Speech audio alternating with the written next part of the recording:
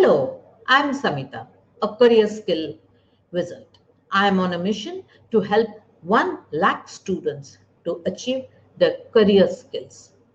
I have been in this journey in the field of education for more than 15 years. And in these interviews, I'll be talking to principals, successful students, and industry experts to find out what are those skills which are essential to achieve success. Do hit the like button and subscribe to my channel. If you want to be notified whenever I upload a video, do hit that bell icon.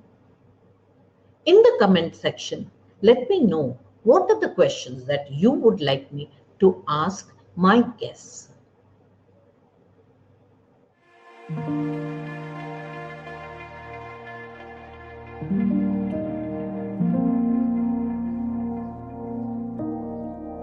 Welcome to this episode of Winds of Change. We are talking about how and where my students have gone. We want to know your journey. This girl was a sixth standard when she first stepped into the school. Yeah. A very shy girl with a nice smile on her face always. I saw her grow up and blooming into that confident girl. Today, after many years, when I'm looking back, she has taken a path which not many of them would be dreaming of doing. She has achieved success, and today we will be listening to her story. Welcome, dear. Hi. The first question that I'll ask you is where are you now and what are you doing? So now I live in Los Angeles, California, and I work at Caltech, which is California Institute of Technology, specifically in a group that runs and the operation for one of the NASA telescopes called New Star X-ray Telescope, and I am currently a research fellow in this group. So Okay. So, first question to you will be are you happy where you are? I'm extremely happy where I am. It's like the dream environment that I'd always thought I would end up in. And it was an impossible dream when I started dreaming of it. But now that I'm here and, I have access to all of those amazing, scientific possibilities and opportunities and meeting up one of some of the greatest scientists or physicists and astronomers in the world and working with them, this is a great environment. And I'm really, really happy to be able to get here. No. So, Yeah. you started as a little girl in a small town and you had finished your 10th. You were the topper in your batch. You Yeah. were given the Best Students Award. And then you went out for plus two. At that time, your school didn't have plus two, so you had to go to a new city to Yeah. pursue your plus two. Now, what Yeah. happens usually if you are the topper, you are supposed to either take medicine or engineering, and you were Yes. very good. You were very, very good. So, what made you take something different? So the way it happened was when I left Wardha and I went outside for my education. Initially, I had no idea what I was going to get into because doing science is something that most people don't do, and especially so, as you mentioned, there are two paths: either you do medicine or you do engineering if you have good grades.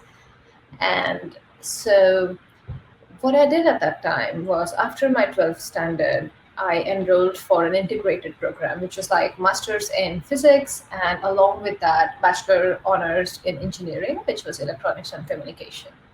Throughout this study, I always felt that I wasn't as interested in electronics and communication, and my original love, my love for science, kept calling on to me.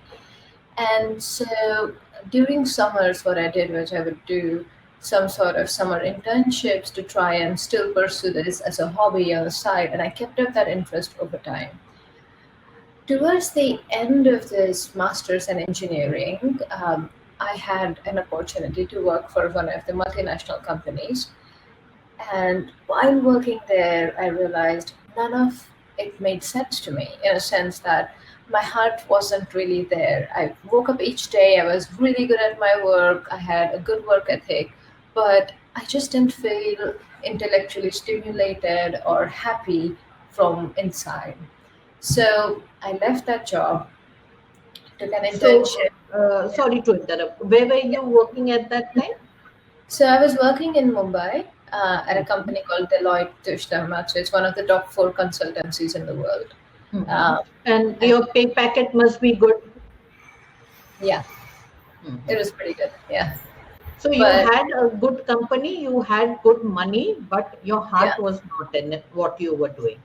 yes, yeah, Mhm. because it's not always just about the money. It's also about, like, sometimes you have a purpose or a calling, and you just know. And it's really hard to follow through with that, because there are obviously limitations, because you have responsibilities in life. Not everyone can do it, but sometimes when you don't have those kind of external restriction, it's more of overcoming your own internal fear of what happens if I Mhm. chase down that dream that seems completely impossible, and no one I know has ever even considered this kind of a life path. And if I tell this to anyone, everyone just laughs at me like, what are you even doing? Like, this isn't, like, this is really crazy to Mhm. quit a job and get into science at this point. Mhm. Because So I think so, you have emphasized on a very, very important point, that is yeah, mindset. No yeah, dream is impossible. It's your mindset which prevents you from even dreaming those dreams.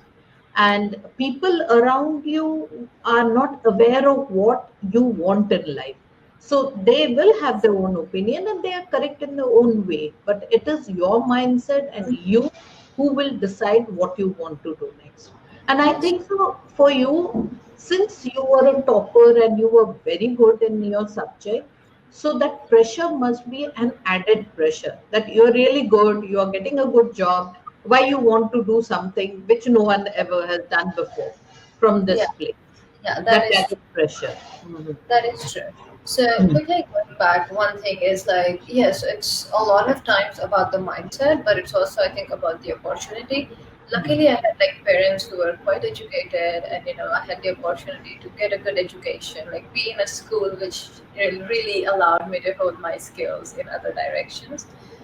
And so when you have that kind of confidence from childhood, or those kind of opportunities and privileges from childhood, then I Mhm. think it gets relatively easier.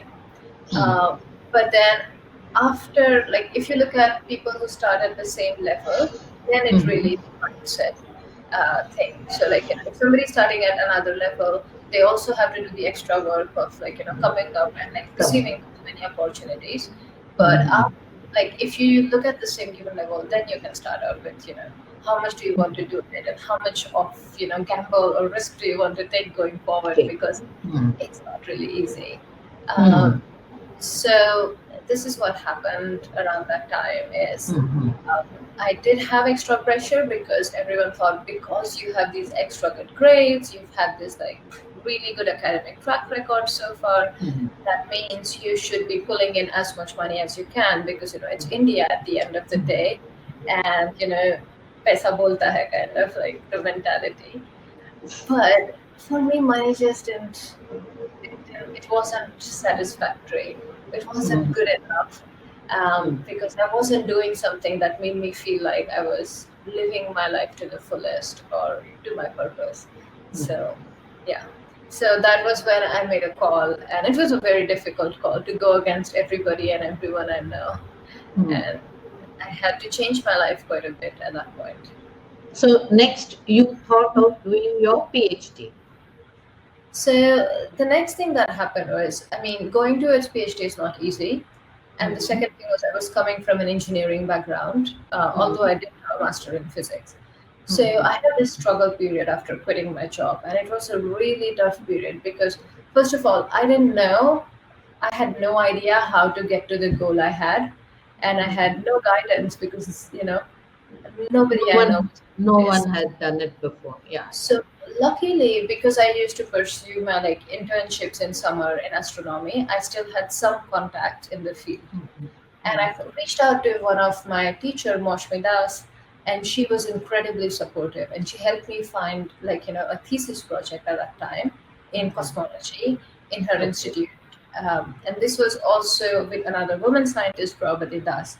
Both of them helped me a lot that year to kind of gain a little bit of confidence. But I still wasn't at a point where I felt confident enough to apply for a PhD program because PhD is a big endeavor. It's committing Mm, 4 years of your life to mm, doing the research, which is mm, at the brink of the knowledge, and you're now pushing forth from what people know to create a new knowledge base. mm, mm, It's a lot of work, and I had a lot of doubts. So at that time in Indian Institute of Sciences, there was this professor called Ajit, and he had just moved back from California, from the same institute where I am right now, back to mhm, India to kind of start his own research group in trying to understand what happens if two black holes fall into each other. mhm, And I asked him, "Can I work with you as a research assistant for some time?" mm, And at this time, I was already 25, which in mm, India is the peak age where, oh my God, you're young and you should start considering your future options. mhm. So I And decided, you here, know, here the future option was getting married. That is the only future option, exactly. not your PhD. Like I No, think so. You had undergone a lot of pressure at that time because you had a good job, you were earning well, you were in a good city where people dream of. yeah, Most of them would have thought that this girl is really mad because she has got everything that people dream of, and then she is giving it all up for something which she believes in, but there is nothing concrete that she will reach there. yeah, And going back to working as a research assistant, where definitely the pay packet was not what you were receiving no, when you not at were all. working. No. So that was, you were following your passion, you gave up the money involved in it, and you wanted to go for. Plus, with the pressure of when you are not doing anything, why don't you get married? Yes, That yeah, pressure. yeah. Yes, Because I yeah, there's always understand. this thing, right? Oh, you finished your degree. That means it's time to follow the norm of Mhm. after you finish the degree, you get married, then you produce kids in the Mhm. next 2 years, be a good daughter, be a good wife, and follow the normal path.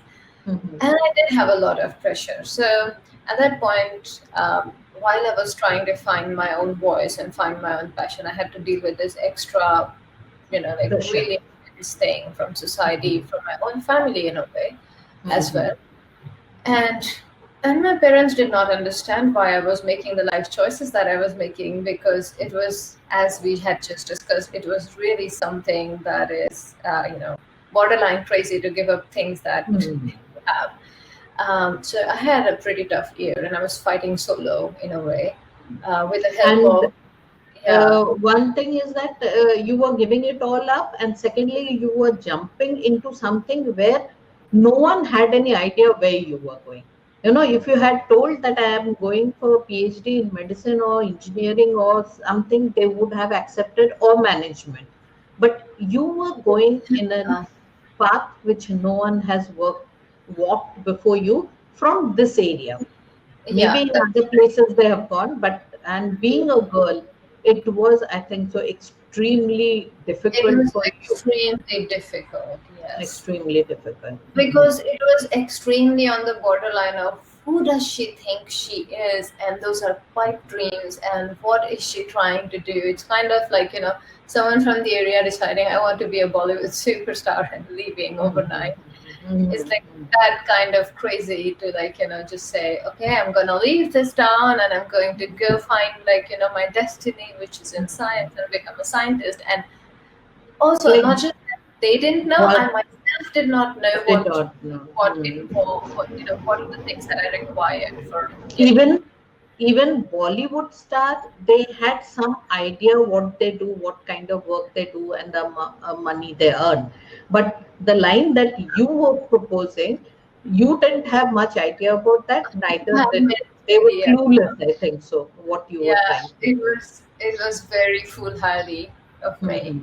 And Mhm. luckily, that Hail Mary or like, the leap of faith worked because I ended up Mhm. with a super supportive, list of mentors, uh, Mhm. which was like, my supervisor at that time, Ajit, and like, two other women scientists with whom I had worked before. Like looking at those women was, I think, one of the biggest revelation that somebody who is a woman in India is actively a scientist. I think Mhm. having that role model or seeing that exist already was like a big relief that, okay, wish this can be done and this is not Mhm. completely unachievable. Um, Mhm. so after getting there, Ajit supported me a lot or mentored me a lot and asked me to apply for PhD position. So Mhm. I applied for PhD positions. Did the normal route of taking a GRE, taking a physics GRE, TOEFL, Mhm. all of it, and Mhm. applied to places both in Europe and in US. Mhm. And at that point, I just thought, I'm never going to get selected for this. This is, I'm just applying. Let's see what happens. And if this doesn't work, I can always like go back home with like, my head in my hand and, just be supported somehow. So, but luckily, my resume and all the internships and the work I had done so far did carry some value. And I got an interview call in University of Amsterdam, and I got like three or four more positions in US for PhD. Mhm. Um, but so the thing was, when I got an interview call from Amsterdam, they flew me over for an interview. And the minute I Mhm. got there, I just fell in love with the city. It was so beautiful, so incredible. The people were so kind, and there's so much culture in Europe. And so I just decided it's not just about the PhD. I want to experience that culture. I want to grow up because there are a lot of limits what you can do as a woman in India, and there are a lot of limits about where you can go, what you might be able to experience. You know, so it was just a great What opportunity what to you be. can wear also is there in one of the lists. When can you go out? What When you you can go wear? out, do you have a chaperone who's like taking care of you and taking you everywhere? And all of that dependency, all of it was just like it suffocated me a lot when I was there. Mhm. So in a way, when I went out and left the country, it was really hard.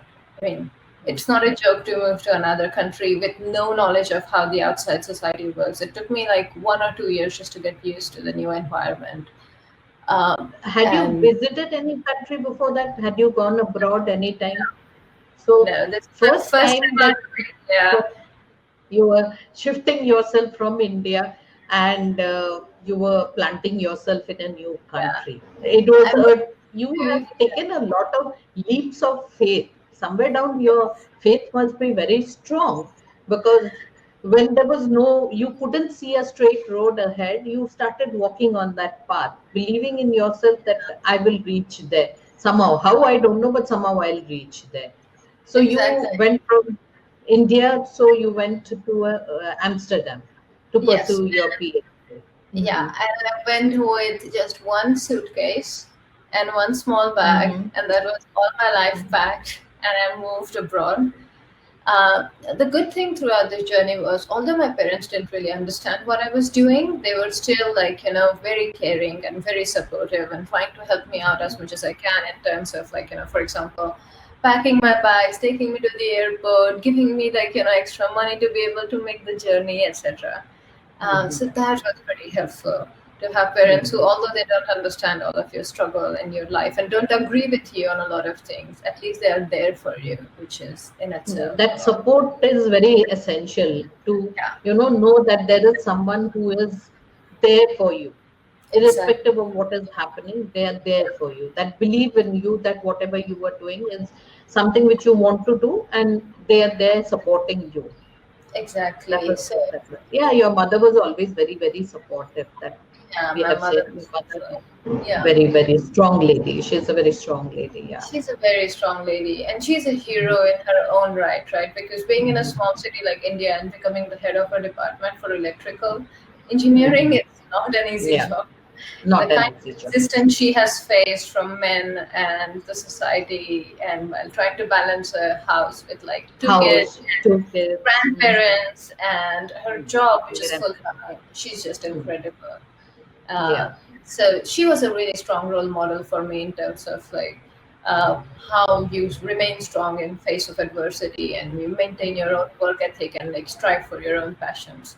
So I think that helped a lot seeing her since I was a kid excel at things, and so I felt like I could too possibly, even though it's a crazy idea. So then I moved to Amsterdam. I did some really wonderful research, and the research was about what happens when you have these massive stars that die. You leave behind a core of really dense star with a density as high as probably putting the whole of Bombay on a needle point. It's that high density that we are talking about. And these stars are really compact because they're only 10 kilometer in the radius. They rotate really fast. And my PhD thesis was, how do these stars get to such insane speeds of rotating about 700 times in a second? And in a way, this was a continuation of some of the work that, some Indian scientists had done, Srinivasan, in the 80s, who they had initially formulated the theory. So this was kind of a follow-up of using different telescopes in space and on ground to try and chase these systems and to try and understand how their behavior evolves, to try and prove that theory and or to disprove it. It's kind of what I did in the PhD. And at the end So of the, yeah, here sorry. I'll ask you one question. That Yes, go is, ahead. when you went there and you started working, Yeah. obviously you had an idea you were working, but this PhD was an entirely different thing. It was really, Yeah. really tough. One, you don't have many people working, and it is scientific work, means you sit and you think for yourself because you are Yeah. trying to figure out something which is not already existing in the books. You're trying Yes. to find out something new. So it's a lonely work, It's and a work, it's yes. very lonely. And you had gone there, from one place to another. That is one cultural shock. Second is, did Yeah. the education system, what you had done till +2, really help you, or in the graduation level help you in the way the researches were going on, but in the way you had to put in So, your effort there? okay. So, honestly speaking, um, what helped me a lot was actually doing like, the interactive projects, like, science projects and, exploring different ideas when I was a kid in school. The plus Mm-hmm. two system in India is a bit problematic because what it does is it makes like rote learners out of people, where you like prepare for examination and you just focus on examination, and in that process what you lose is your curiosity for knowing why things work the way they do, or like asking questions about Asking questions. why is it this way. And Mm-hmm. I think um, so I think that might have been one of the reasons I felt a little bit like, suffocated in the education system at higher levels. Because in Mm-hmm. schools, you still explore a lot, you're still more open minded. And luckily, the school I went to, which is Bhavans Lloyd's with Dedicate, which, Samita ma'am was also a part of, was very, we had a lot of extracurricular activities to explore Lots. ourselves in terms of like not just in terms of studies but also in terms of our personality, and I think those things helped me a lot in life, is to like to gain confidence to be able You to all lead had little. that one day of stargazing also. I think Yeah. from Delhi, Yeah. yeah, Manisha Yeah. Madam had organized that, and Exactly. we Yeah. had seen the rings of Saturn and Jupiter and all those Yeah. planets and all we had seen. Yeah, so Exactly.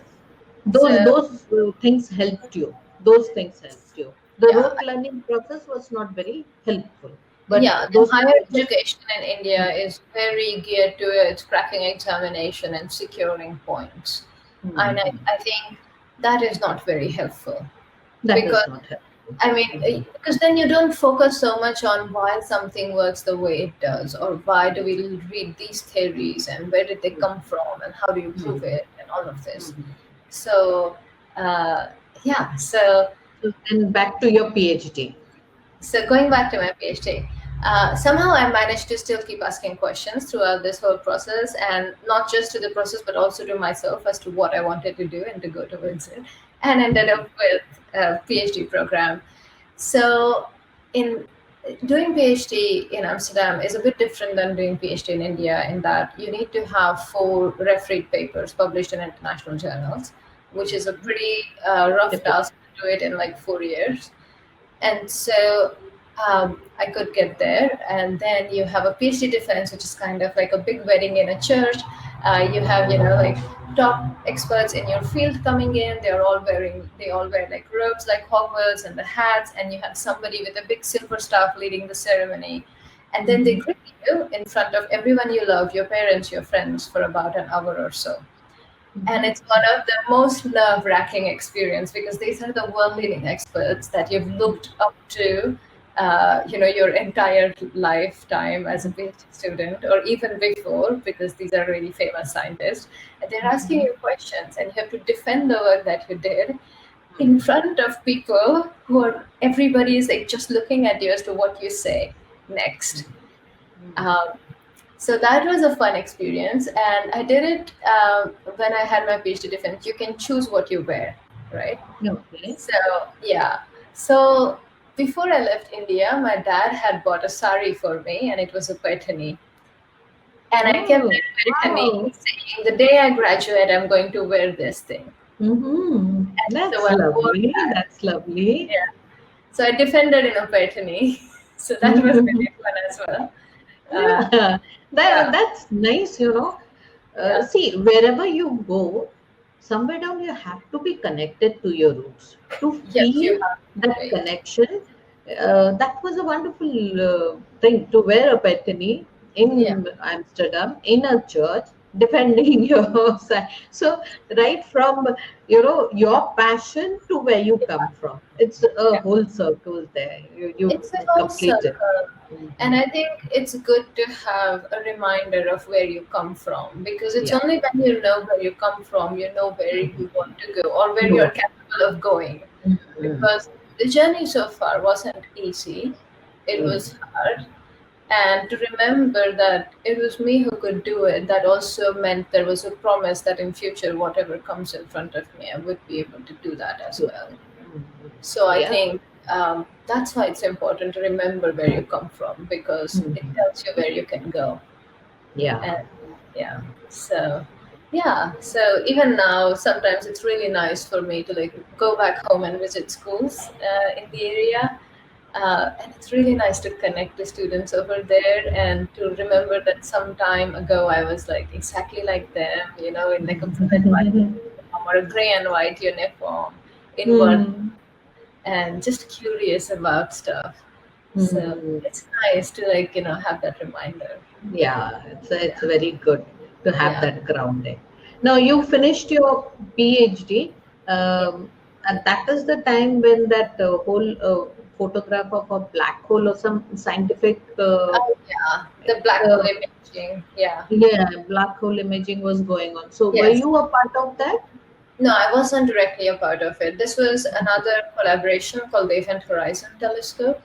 And in Okay. the Event Horizon Telescope, you use kind of a network of telescopes to construct an image of a black hole, uh, Okay. Okay. by doing a, by doing something called as a Fourier transform, where you take the signal that you're getting and you Mm-hmm. kind of change it to a frequency space, and that's how you image the black hole. It's not like directly you're taking a photograph of it, but you're constructing a photo of it. Constructing a photograph. Mhm.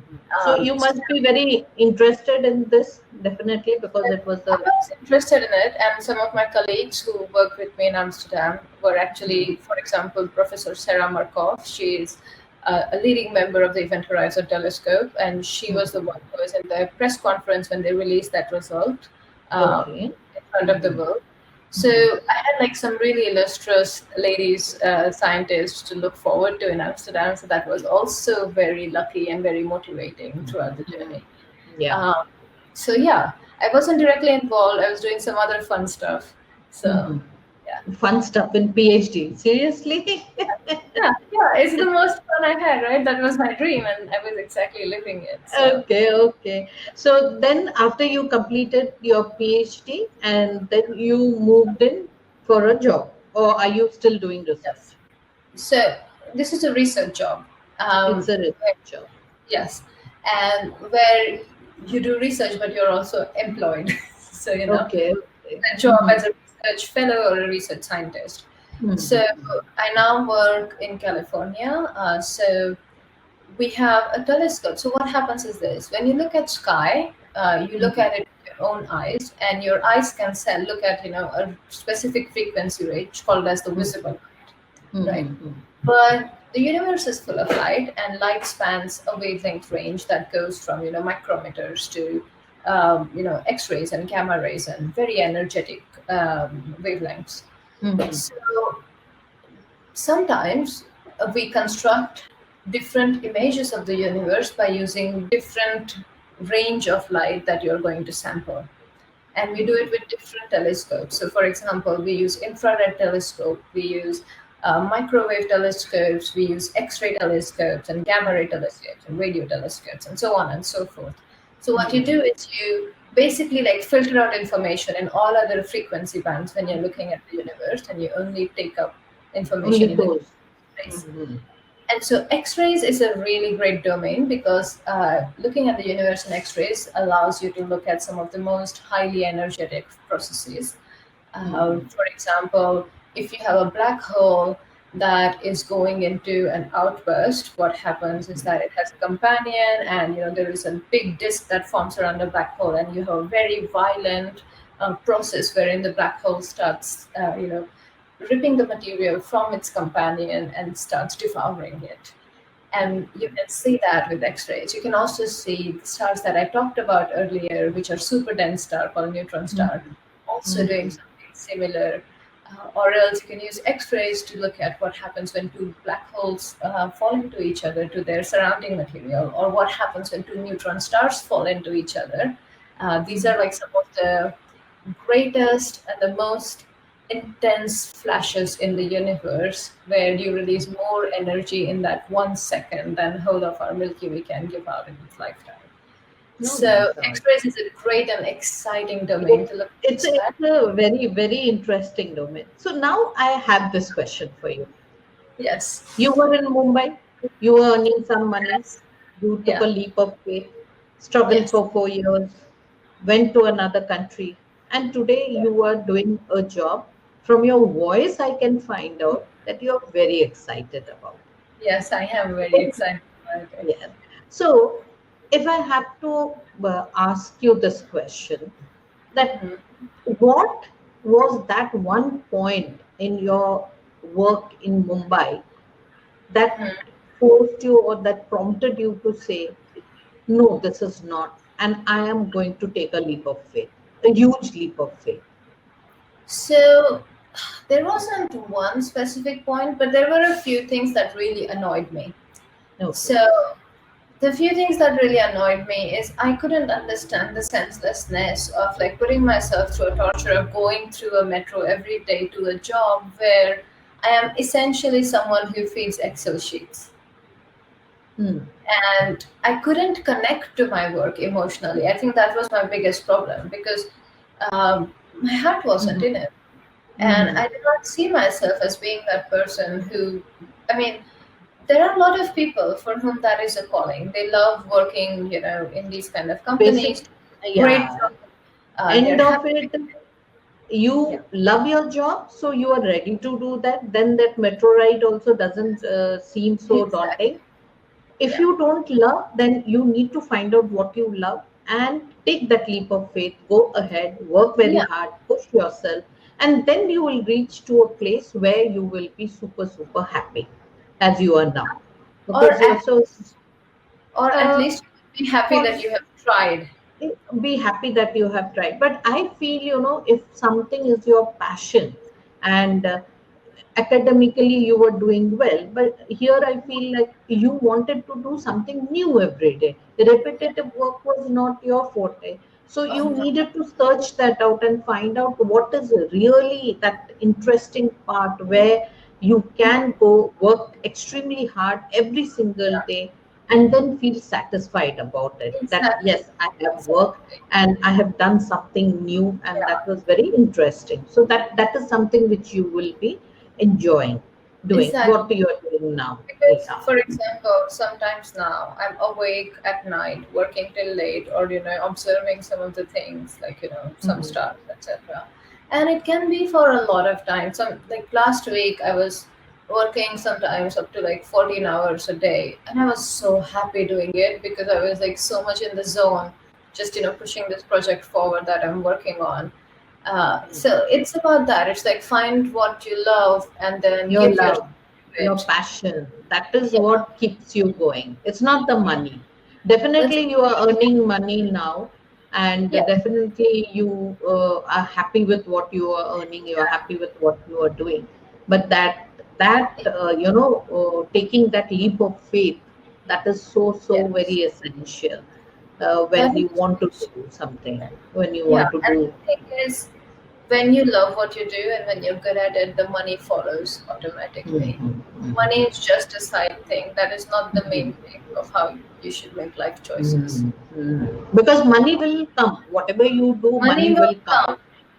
That And will come. so I was saying, here there are two kind of things in life, right? You can have a lot of money and you're deeply unsatisfied because you're not following your purpose in life, or you can have enough amount of money and maybe a little bit more, and you're still incredibly happy because every day you get to wake up and do the thing that you love the most.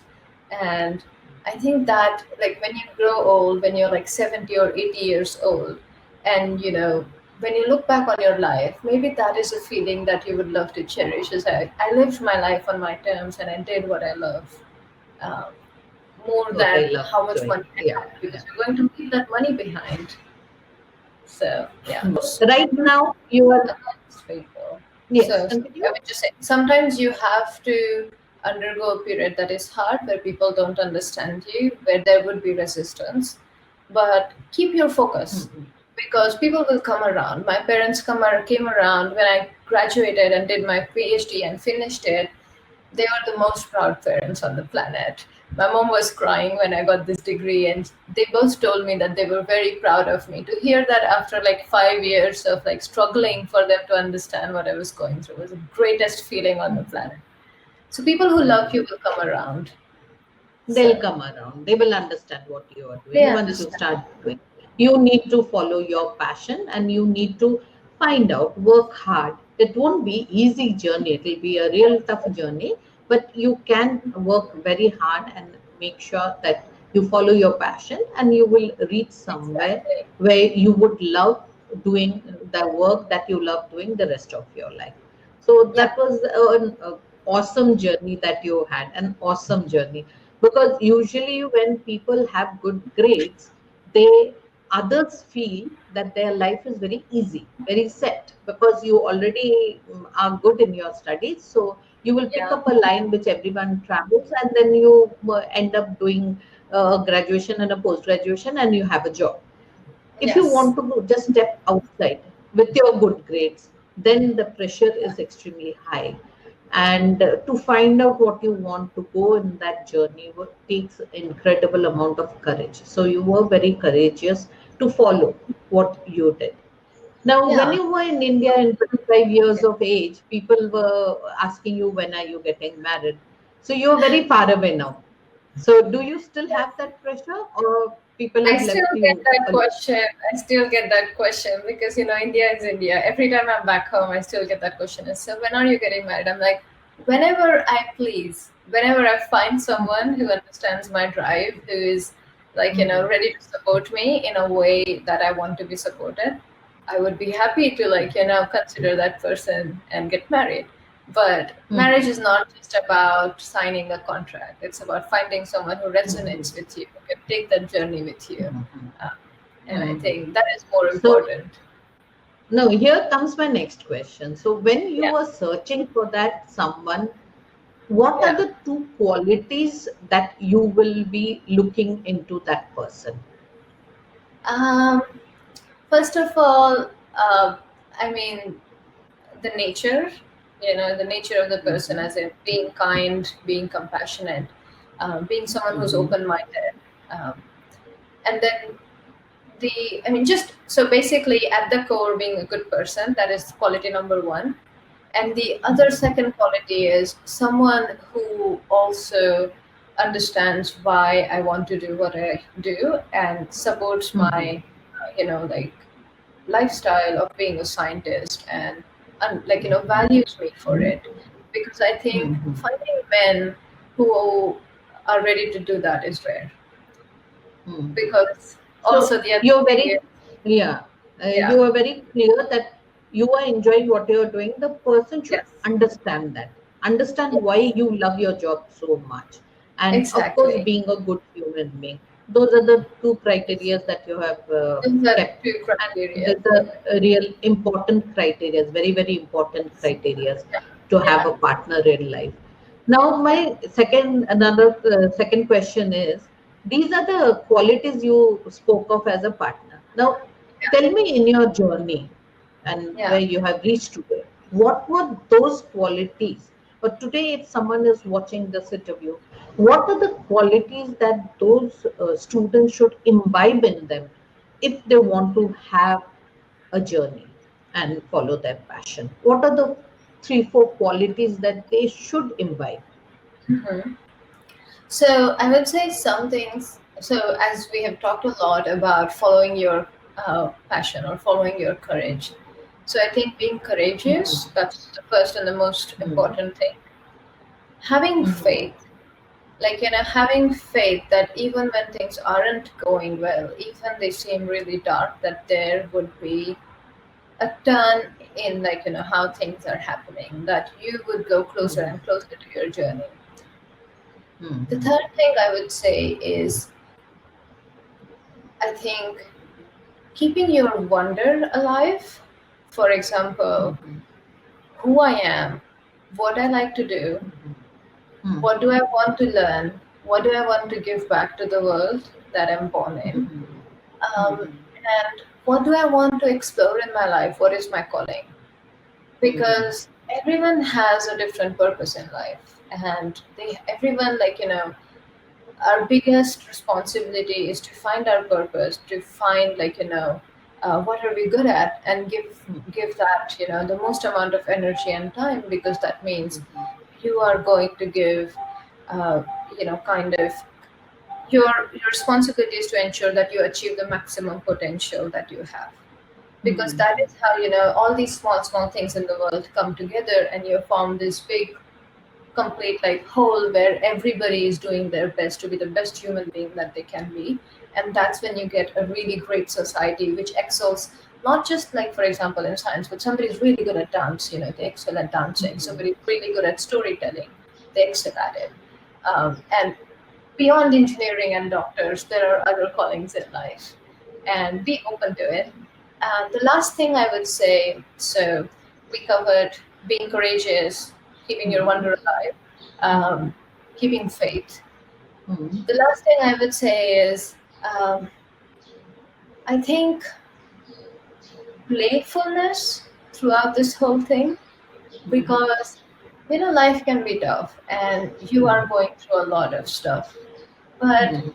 being playful about it, that I'm creating something here, and, this is so much fun, and bringing that fun to your struggle, because you're going to struggle if you want to go Mhm. somewhere, but bringing that Mhm. playfulness to that struggle, I think that is very important, because that will give you Mhm. joy. Like, joy is an important quality to be able to achieve what you want to do. Mhm. So, yeah, I Mhm. think these are the qualities I would Yeah, suggest. Yeah, very very yeah, important qualities you have yeah, said: being yeah. courageous, having faith, being enjoying the process wherever you're going, however you're going, enjoying that process and being It's important. happy. Yes. Even if it is a struggle, be happy that you are able to Yeah. do what you want to do. So that Yeah. happiness should be there. You can't be sad and pursue your passion. No, because then It is you're an only uphill. going to think.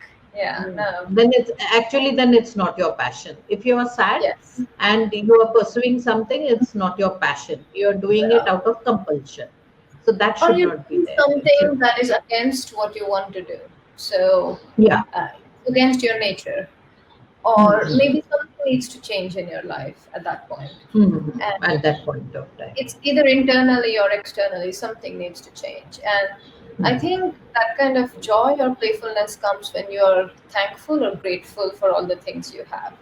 So when you're able to appreciate all the things you already have, even on your darkest struggling days, there is something, like even the tiniest thing, like somebody helped you with something else. There are things that you can think of. That gratefulness That gives you hope. helps you. That Yeah, gratefulness is very yeah, essential. That every yeah, single day, even I think so, this COVID situation has taught us yeah, that every single day when we are getting up in the morning and watching a new dawn, we need to be grateful that today I am alive. There are so many people who has not been able to see this day. So I am yes, safe today. So that we need to be more grateful for whatever exactly. we have in life. We can't take it for granted. It's given to us. Yeah, It's a gift. It's not my right to have that. it's a gift, and I need to be grateful about that, that I yeah, have got that. Many of them haven't got it. yeah. Like So every day is a gift, and keeping that in mind to make the most of mhm, that day. I think that is mhm, critical. Like when you sleep mhm. at night, do you feel you've done what you set out to do What that you day? set out to do. That's I think important. that's an important question.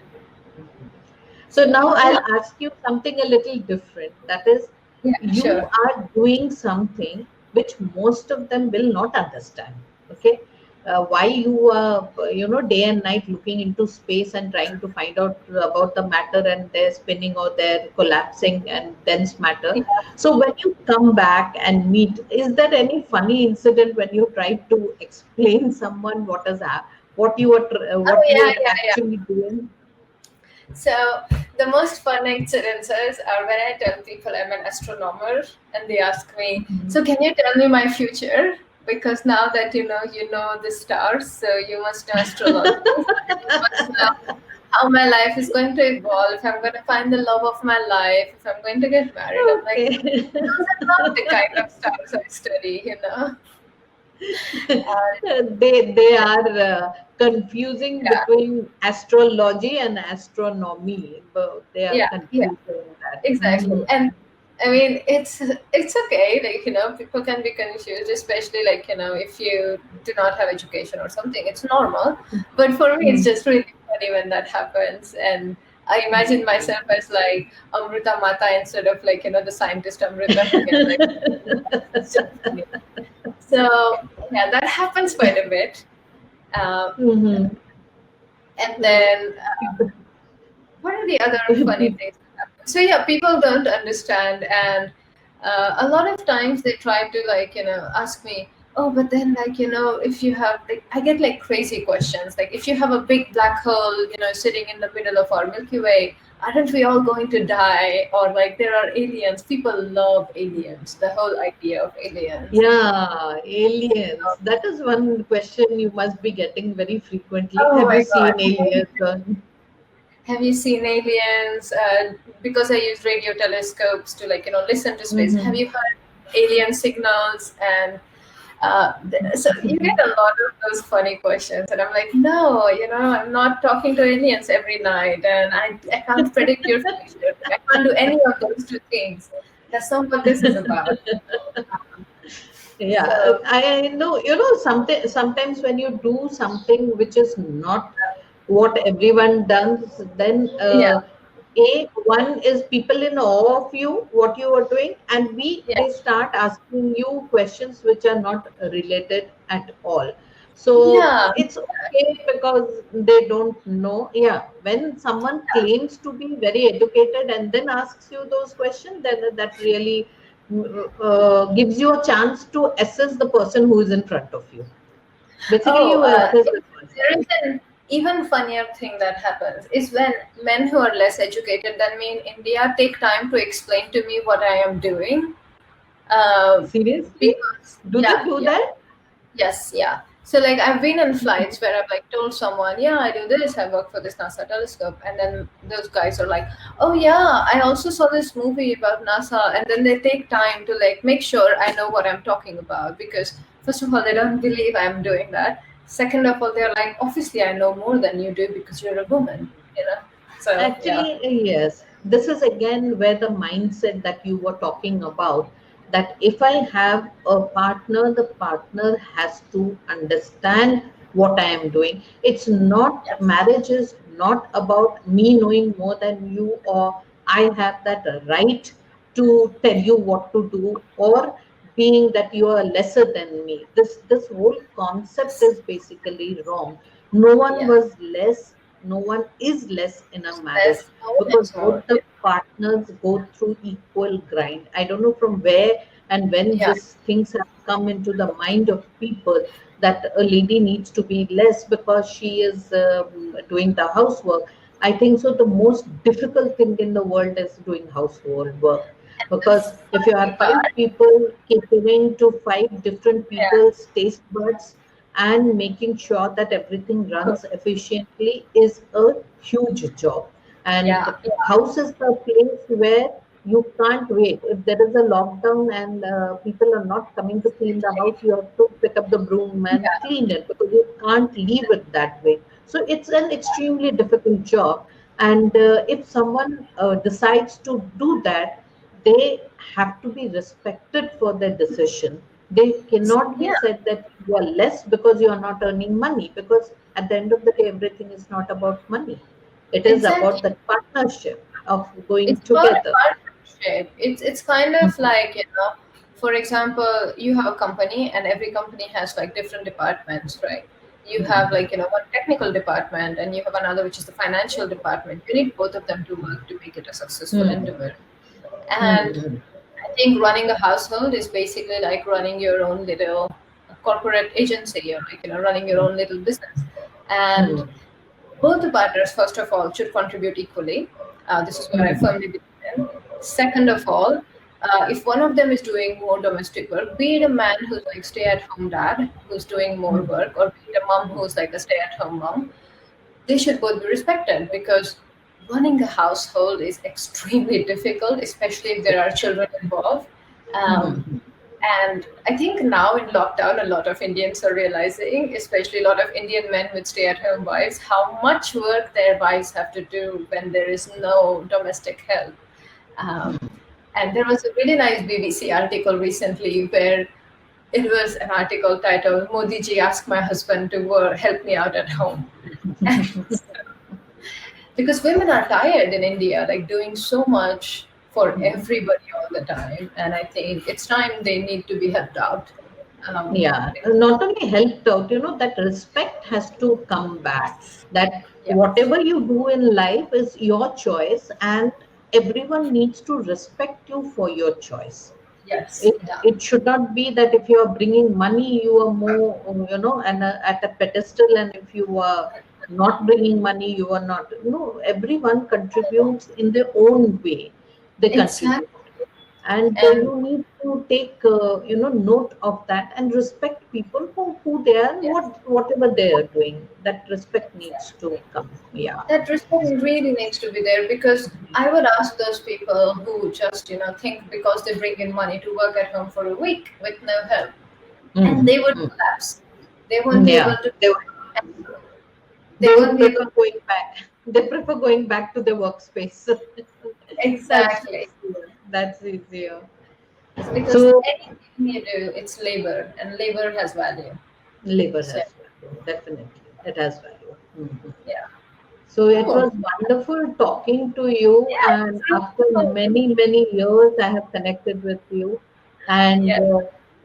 when we give you that farewell in 10th standard, and of course, I have that photograph where you had got the point one certificate. That Oh is my the God, photograph. that photo.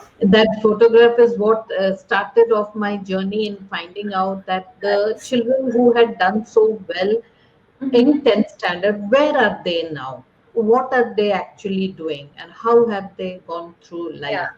So I'm Yeah. so happy and glad that you have done wonderfully well for yourself. Not Thank you. because the position that you are in, but because you dared to dream. You dared that step when nothing was clear in front of you. Yeah. Today, you have reached a place where you were very happy, and Yeah. I wish you all the success, Thank all you the so success. much. And Let your life be spent in searching out all those black holes and stars and matters and all that matters to you. Go ahead, thank you dear. so Fly, much. fly, fly higher. That's my wish for you. Thanks. And I could get here also because I had great teachers who kept my joy for learning alive, like Samita ma'am, and some of my science teachers and maths teachers like Amrita and Manisha ma'am at school level. And I'm really grateful. I think if I didn't have that I didn't enjoy learning at that time, it would have been Mhm. harder for me to get here. So thank Mhm. you so much to you and others for spending your time honing us when we are so impressionable and we are such small little balls of clay. And it's so great to connect back in a way now that after so many years I'm talking to After you so many years. like a student or a kid, but talking to you as an adult, it's kind of a funny feeling. But I'm so Yeah. grateful to connect in this way. It's really great. Yeah. Yeah. We Um, as a teacher, I can tell you, we try to I try to give my best to the students, and when I I look back and I look at y'all, it's a wonderful feeling that we could impart something in you, some little joy, some little learning, which Yeah, has helped you in the next level and you have reached somewhere. yeah, I So really think your teachers make a lot of difference. Like my mom is also a teacher. She has been teaching for 31 years now, mhm. and even now her students keep coming home and they come home and they tell her how much she has changed their life. It's like the little actions of the teachers that go a long way.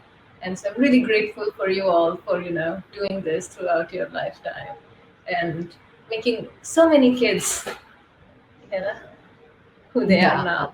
Thank you. yeah. Thank you, dear. Thank you so much.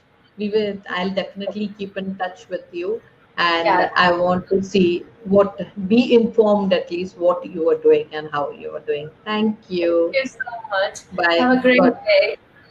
God Bye. bless. Bye.